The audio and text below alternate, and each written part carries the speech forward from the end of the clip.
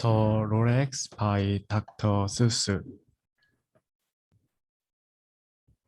At the far end of town where the creek glows and the wind smells low and the when it's blow, and no bus and the thing excepting low close is the street of the lifted Lorax. And if in the creek glows, some people say, if you look deep enough, you can still see today where the Lorax wins to the just as long as it could before somebody lifted the Lorax away.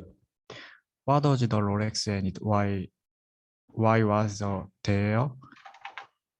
And why was it lifted on the taken summer? From the far end over the town where the creek glass grows, the old ones still lives here as the hymn knows.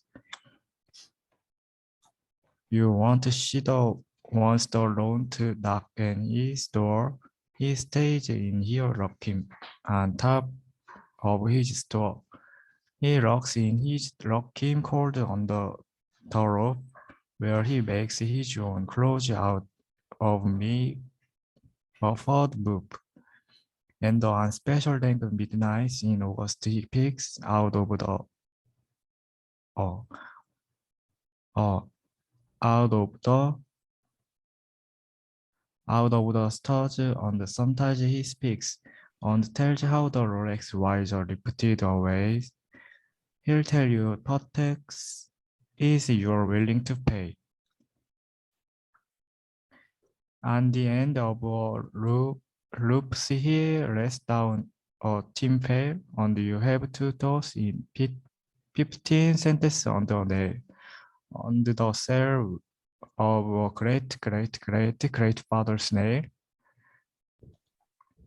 Then he pulls up the pail, makes a most careful count to see if you paid him the proper amount.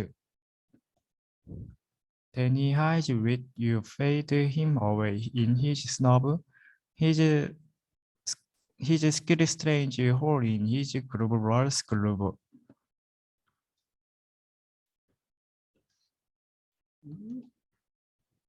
Then he grunts, I will call you five with my phone for the secrets I tell out for your ears alone.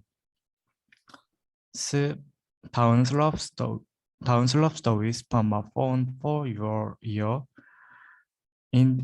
On the old windlass whispers are not very clear, since they have to come down through our snarled holes, and he sounds like he had smallest piece of his nose. Right, all right. Let's continue then. Sojung.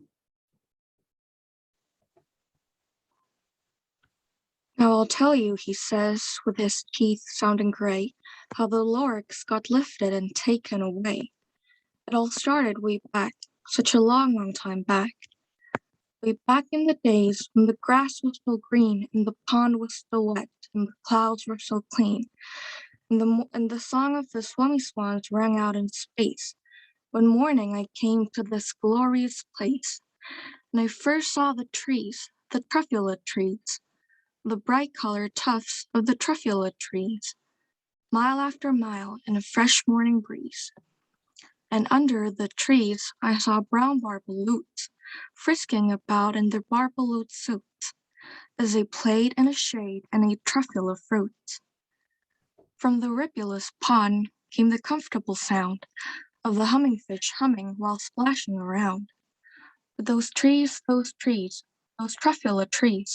all my life I've been searching for trees such as these. The touch of their tufts was much softer than silk, and they had the sweet smell of fresh butterfly milk. I felt a great leaping of joy in my heart. I know just what I'd do. I unloaded my cart. In no time at all, I had built a small shop. Then I chopped down a truffula tree with one chop. And with great skillful skill and with great speedy speed, I took the soft tuft and I knitted a sneed. The instant I'd finished, I heard a gazump. I looked, I saw something pop out of the stump of the tree I chopped down. It was sort of a man. Describe him? That's hard. I don't know if I can. He was shortish and oldish and brownish and mossy, and he spoke with a voice that was sharpish and bossy. Wow, that was excellent. That was professional level. Good job, So Jung. Jae-hyuk, continue. Mister, he said with a sort of dignity, I am the Lorax, I speak for the trees. I speak for the trees have no tongues. And I'm asking you, sir, at the top of my lungs. He was very upset as he shouted and puffed.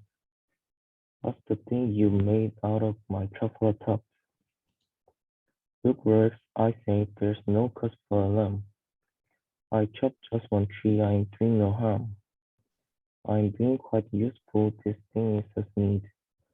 A sneeze of find something that all people need. It's a shirt, it's a sock, it's a glove, it's a hat, but it has other uses. As for beyond that, you can use it for carpets, for pillows, for sheets, or curtains, or covers for bicycle seats. The Lorax said, Sir, you're crazy with greed. There's no one on earth who would buy that fool's need. But the very next minute I proved he was wrong. For just at the minute a chap came along, he thought that the sneeze I had needed was great. He happily bought it for $3.98. I laughed at the works. You poor study guy. You never can tell what some people will buy. I repeat quite the works. I speak for the trees. I'm busy, I told him. Shut up if you please. I rushed across the room and in no time at all, built a radio phone. I put it a quick call. I called all my brothers and uncles and aunts, and I said, listen here, here's a wonderful chance for the whole Wansboro family to get might rich. Get over here fast, take the road to North Niche. Turn left at Weehawken, sharp right at South Stitch. All right, all right. Quite good, quite good. Ji-hyuk, go ahead. And in no time at all, in the factory I built, a whole Wansboro family was working for it. We are all needing sneeze just as busy as bees, to the sound of chopping of two flat trees. And oh baby, oh how my business did grow. Now chopping one tree at a time was too slow. I quickly invented my X hacker, which whacked off for two flat trees at one smoker. We are all making it for time as fast as before. And then Lorax, he didn't show up anymore. But the next week, he knocked on my new office door. He snapped, I'm the Lorax, who speaks for the trees which you seem to be chopping as fast as you please. But I am also in charge of brown Baba Roots, who played in the shade in their Baba Roots suit, and happily I lived. It's true fruit. Now, thanks to your hacking my trees to the ground, there's not enough true fruit to go round. And my poor Baba roots are all getting the promise because they have gas and no food in their tummies. They love living here, but I can't let them stay. They have to find food, and I hoped that they may.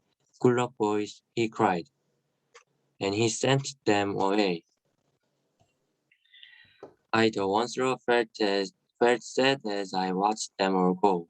But business is business, and business must grow, regardless of promise and promise, you know. I meant no harm. I most truly did not, but I had to grow bigger. So bigger I got. I, I figured my factory. I figured my road. I figured my wagons. I figured the roads of sneeze I shipped out.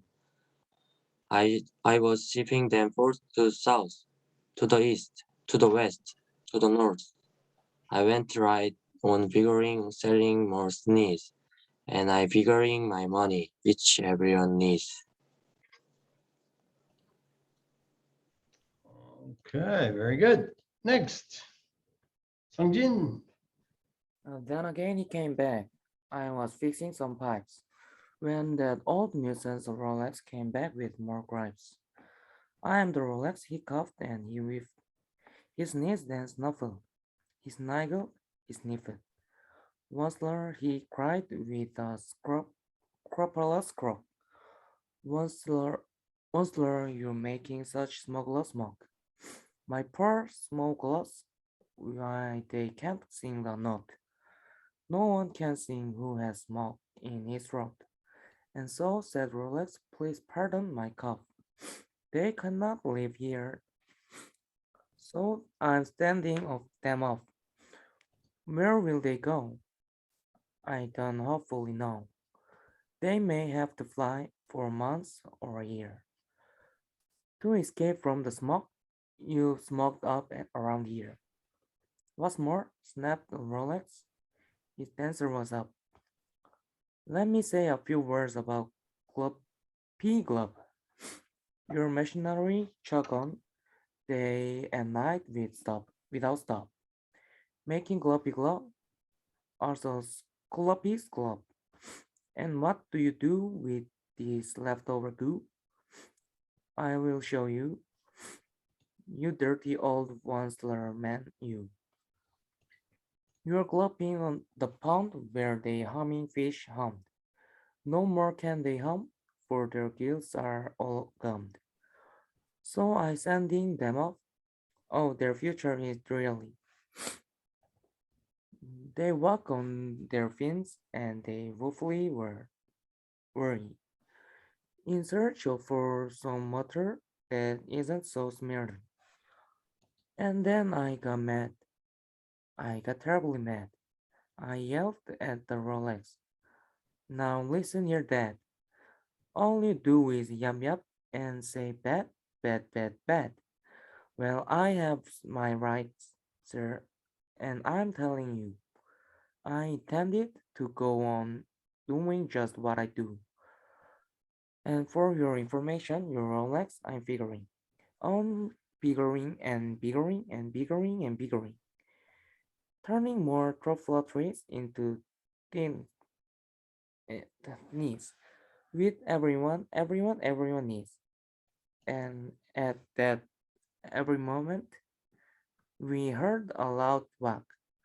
From outside in the field came a sneaking smack. Okay, very good. And last one, Namjoon, go ahead.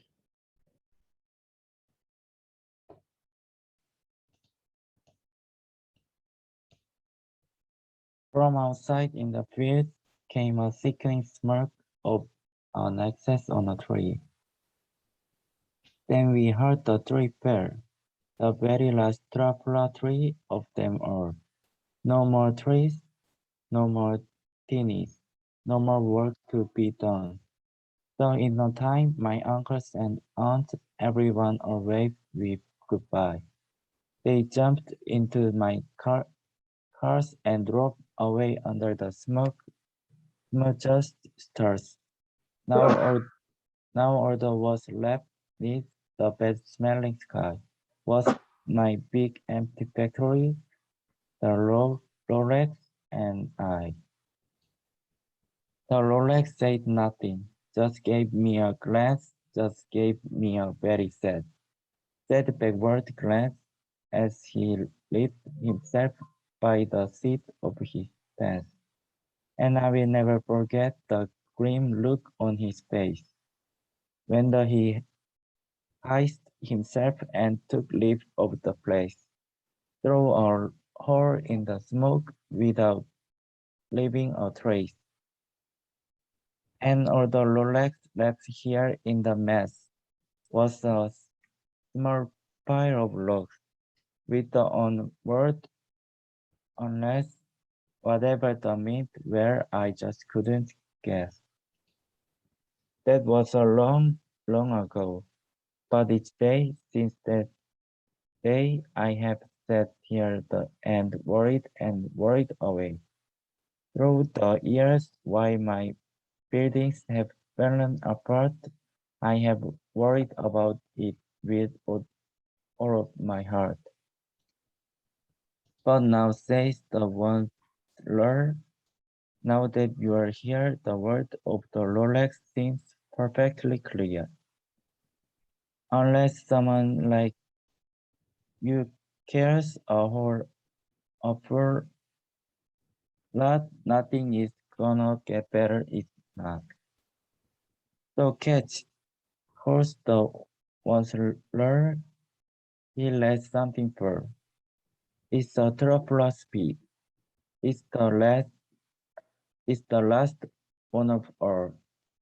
We are in change of the last of the triple speed. The triple trees are what everyone needs. Plant a new triple. Treat it with case. Give it clean water and feed it fresh air. Grow a forest, protect it from excess that heck. Then the Lorax and all of his friends may come back.